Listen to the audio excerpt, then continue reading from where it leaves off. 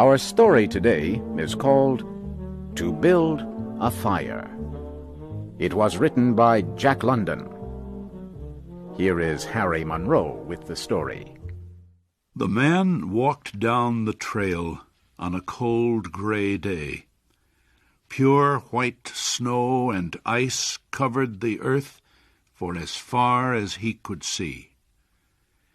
This was his first winter in Alaska.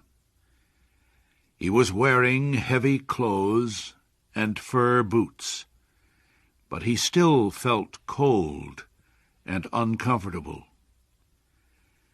The man was on his way to a camp near Henderson Creek. His friends were already there. He expected to reach Henderson Creek by 6 o'clock that evening. It would be dark by then.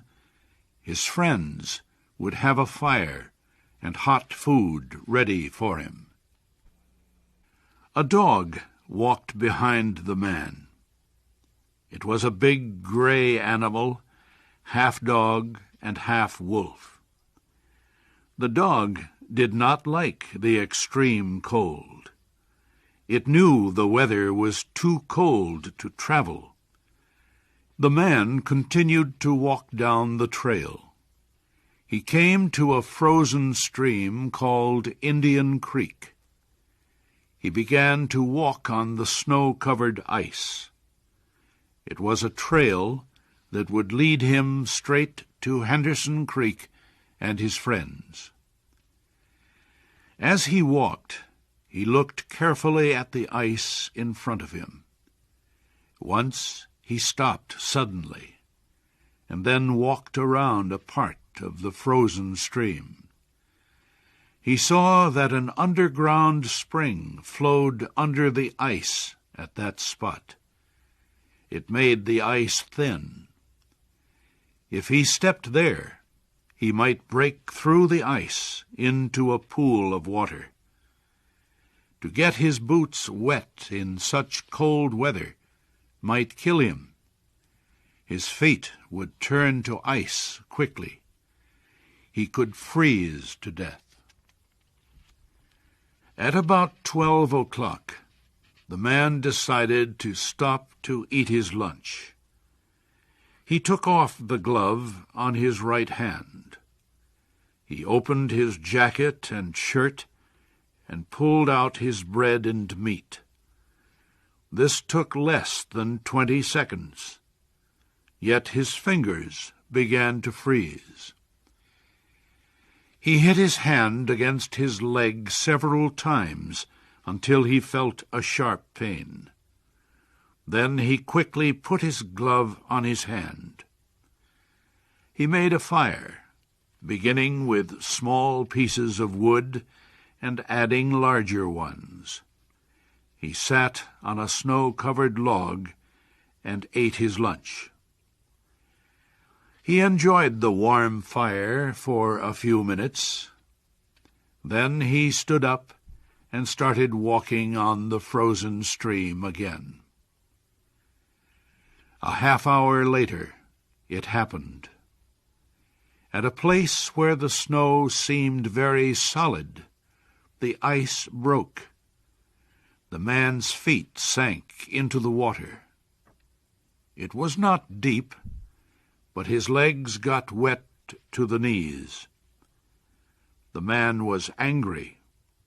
The accident would delay his arrival at the camp. He would have to build a fire now to dry his clothes and boots. He walked over to some small trees. They were covered with snow. In their branches were pieces of dry grass and wood left by floodwaters earlier in the year. He put several large pieces of wood on the snow under one of the trees. On top of the wood he put some grass and dry branches.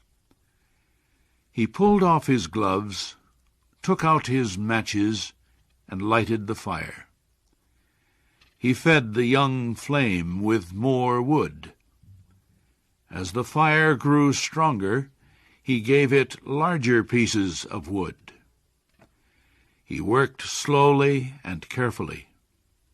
At 60 degrees below zero, a man with wet feet must not fail in his first attempt to build a fire. While he was walking, his blood had kept all parts of his body warm. Now that he had stopped, cold was forcing his blood to withdraw deeper into his body. His wet feet had frozen.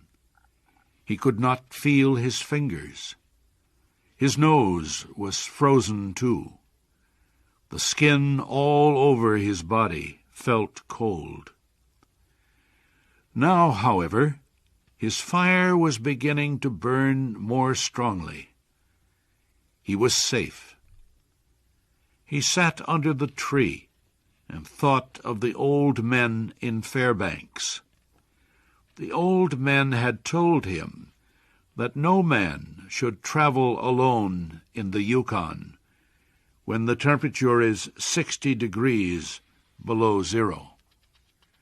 Yet here he was. He had had an accident. He was alone. And he had saved himself. He had built a fire. Those old men were weak, he thought. A real man could travel alone. If a man stayed calm, he would be all right. The man's boots were covered with ice. The strings on his boots were as hard as steel. He would have to cut them with his knife.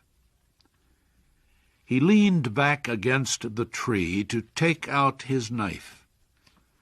Suddenly, without warning, a heavy mass of snow dropped down.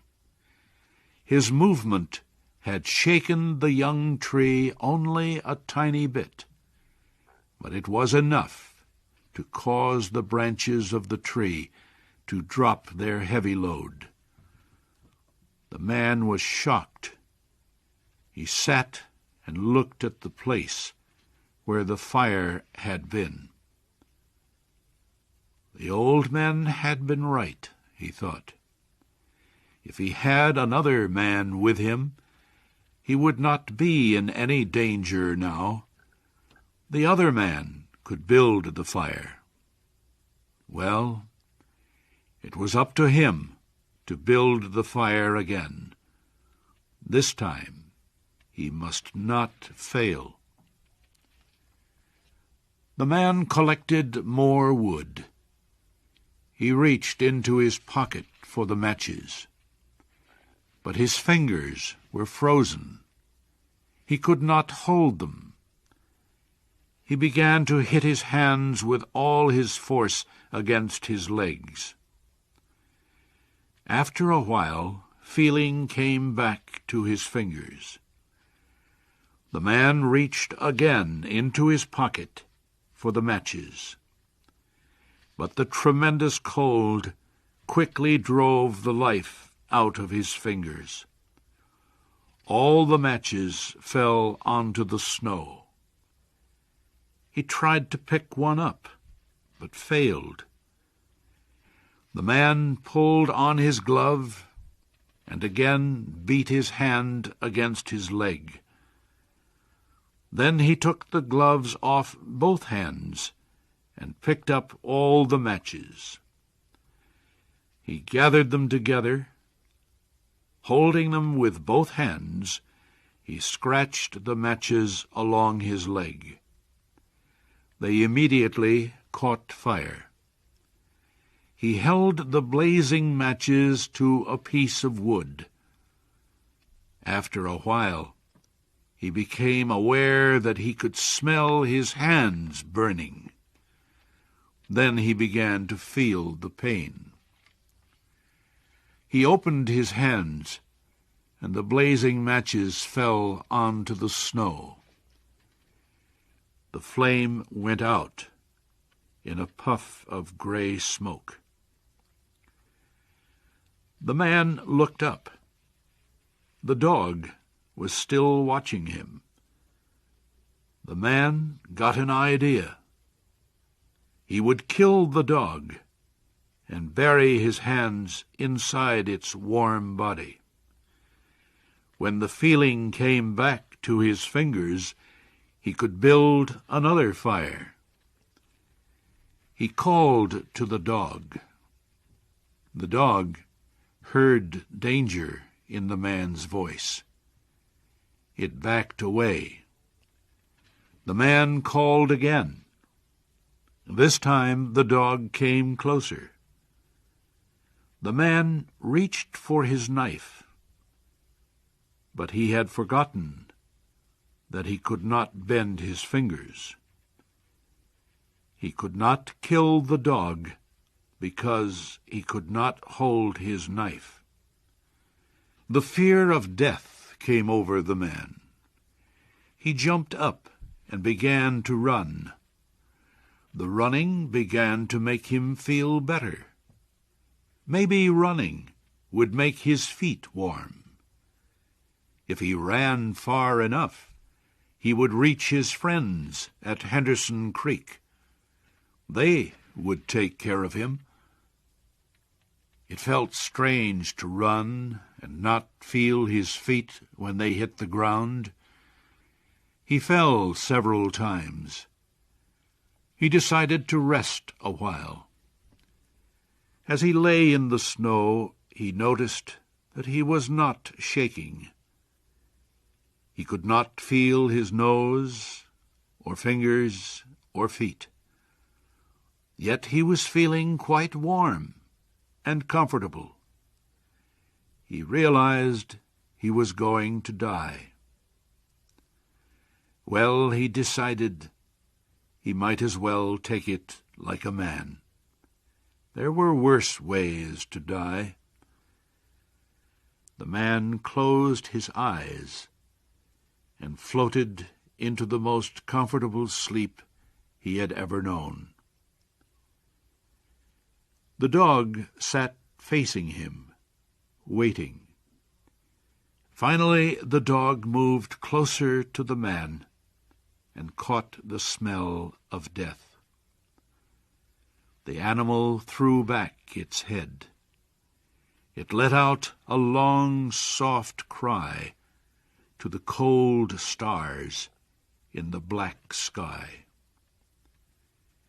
And then it turned and ran toward Henderson Creek, where it knew there was food and a fire.